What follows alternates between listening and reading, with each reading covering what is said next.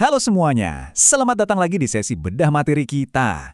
Nah, pernah nggak sih kalian bayangin gimana jadinya kalau seorang tokoh sejarah raksasa dari era Perang Dunia Kedua, tiba-tiba terseret ke tengah-tengah krisis diplomatik Timur Tengah zaman sekarang?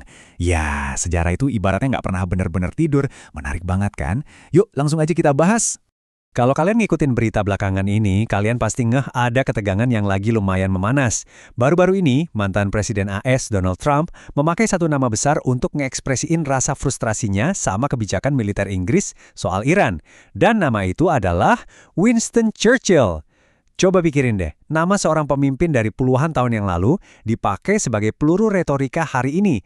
Ini benar-benar nunjukin seberapa kuat sih gema sejarah itu sampai detik ini. Nah, yang jadi pertanyaan krusialnya sekarang, siapa sebenarnya Winston Churchill ini? Dan kenapa juga negarawan yang udah lama banget wafat, tiba-tiba diungkit lagi di tengah perselisihan diplomatik masa kini? Buat benar-benar paham sama drama geopolitik yang lagi bergulir sekarang, kita harus bongkar dulu nih bobot sejarah di balik gesekan politik modern ini. Oke, ini dia peta jalan kita buat hari ini. Pertama, kita bakal lihat gema sejarah modern. Terus, penyelamat Inggris di masa perang, sisi gelap sang tokoh, hubungan spesial AS Inggris, dan terakhir, relevansi geopolitik saat ini.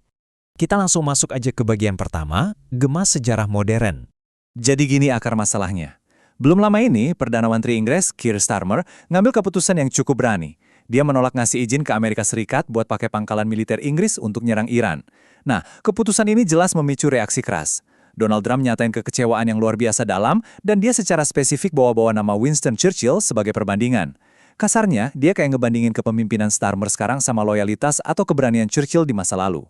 Keputusan Inggris buat jaga jarak dari operasi militer ini, ya pastinya punya potensi besar buat ngerubah dinamika koalisi di kawasan tersebut.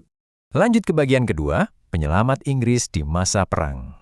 Buat paham konteksnya, kita harus flashback sedikit ke perjalanan hidup Churchill yang jujur aja monumental banget. Lahir tahun 1874, dia ini bukan cuma politisi biasa loh. Karirnya itu panjang dan macam-macam. Mulai dari perwira militer sampai jadi wartawan perang. Di Perang Dunia Pertama, dia sempat pegang posisi penting sebagai First Lord of the Admiralty. Tapi momen puncaknya itu ada di tahun 1940, waktu dia naik jadi Perdana Menteri di tengah ancaman invasi besar-besaran. Apa yang dilakuin? Dia nolak mentah-mentah segala bentuk negosiasi damai sama Adolf Hitler. Nggak cuma jago strategi, dia juga jago merangkai kata sampai menangin hadiah Nobel Sastra di tahun 1953. Dia wafat di tahun 1965 dan terus dikenang sebagai salah satu ikon terbesar abad ke-20. Pengalamannya yang gila-gilaan inilah yang ngebentuk gaya kepemimpinannya yang super pantang menyerah. Coba dengerin deh kekuatan kata-katanya ini. Kita akan bertempur di pantai-pantai. Kutipan dari 4 Juni 1940 ini bisa dibilang salah satu pidato paling legendaris di sejarah modern. Maksudnya bukan berarti mereka bakal benar-benar baris berbaris dan perang di setiap pantai ya. Tapi ini tuh simbol tekad dan perlawanan total.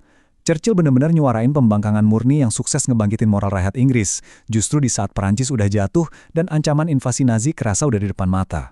Pidato-pidato itu bukan sekedar retorika kosong. Kata-kata itu berasal nyiptain apa yang sekarang kita kenal sebagai British Resilience atau ketahanan Inggris. Orasi Churchill yang memukau ini ibarat perisai psikologis buat masyarakat. Dia sukses nanimin semangat persatuan yang bikin rakyat Inggris kuat bertahan ngelewatin penderitaan yang luar biasa. Apalagi waktu kampanye pengeboman London Blitz yang mengerikan itu. Kepemimpinannya di masa perang ngebuktiin kalau Inggris bisa tetap berdiri tegak sebagai negara demokrasi, tepat di saat paham fasis lagi gila-gilanya nelan daratan Eropa. Sekarang kita geser ke bagian 3, sisi gelap sang tokoh.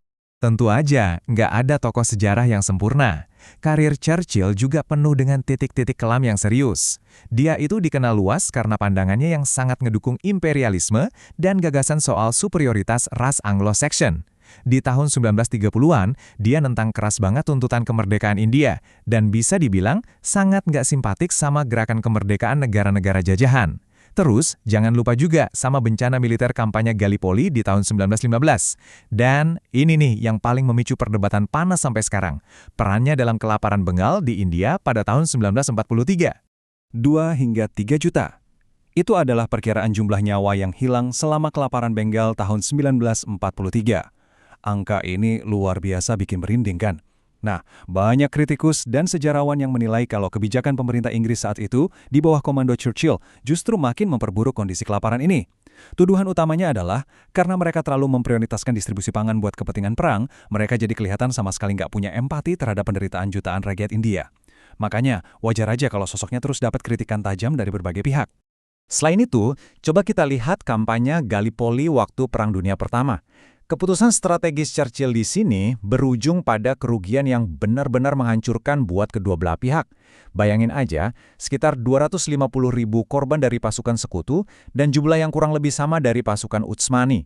Kegagalan monumental ini bikin reputasinya sempat anjlok parah, sampai-sampai dia terpaksa mundur dari jabatannya.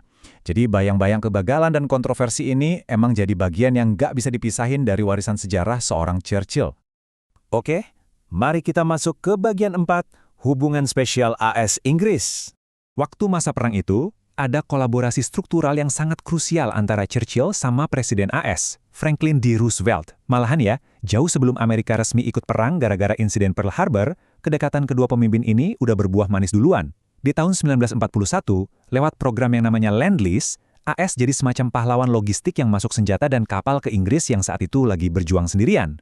Di tahun yang sama, mereka juga ngerumusin Piagam Atlantik. Ini tuh semacam visi bareng buat ngebentuk tatanan dunia pasca perang nanti, yang fokusnya ke hak menentukan nasib sendiri dan kerjasama internasional. Yang paling penting buat kita pahamin di sini adalah efek dominonya. Bantuan ekonomi dan industri gila-gilaan dari Amerika ini benar-benar jadi pelampung penyelamat buat Inggris yang lagi dikepung habis-habisan sama militer Jerman. Garis hidup militer ini bukan sekedar transaksi sekali lewat ya. Ini nyiptain sebuah ikatan sejarah yang sangat dalam, ikatan saling ketergantungan dan dukungan timbal balik. Nah, fondasi kokoh inilah yang akhirnya secara permanen ngebentuk apa yang sampai detik ini kita kenal sebagai hubungan spesial antara Amerika dan Inggris. Dan sekarang kita sampai di bagian kelima, relevansi geopolitik saat ini. Jadi, pas Donald Trump tiba-tiba bawa-bawa nama Churchill, itu jelas bukan kebetulan, teman-teman. Itu adalah sebuah pengingat sejarah yang emang sengaja banget dilontarkan. Pada dasarnya, Trump lagi ngingetin Inggris, hey, ingat nggak dulu logistik dan bantuan Amerika yang bikin kalian selamat dari Nazi? Dengan ngungkit memori itu, ada semacam ekspektasi tersirat yang kuat soal kesetiaan koalisi. Pesan utamanya kira-kira begini, kami udah nemenin kalian di saat paling gelap, jadi kami juga ngarepin dukungan balik dari kalian buat masalah di Timur Tengah hari ini. Semuanya ini bawa kita ke satu pertanyaan yang bikin penasaran banget, mengingat Inggris sekarang nolak buat terlibat langsung dan milih jaga jarak dari operasi militer AS ke Iran, kita jelas ngelihat ada pergeseran nih. Kira-kira, akankah tatanan global yang rapuh ini dan hubungan spesial yang dulu ditempa di tengah kobaran api Perang Dunia bisa bertahan ngelewatin krisis dan perbedaan kepentingan zaman sekarang? Ini pertanyaan besar yang pastinya bakal nentuin wajah geopolitik kita ke depannya. Terima kasih ya udah ngikutin sisi bedah materi kali ini, dan sampai jumpa di analisis kita selanjutnya.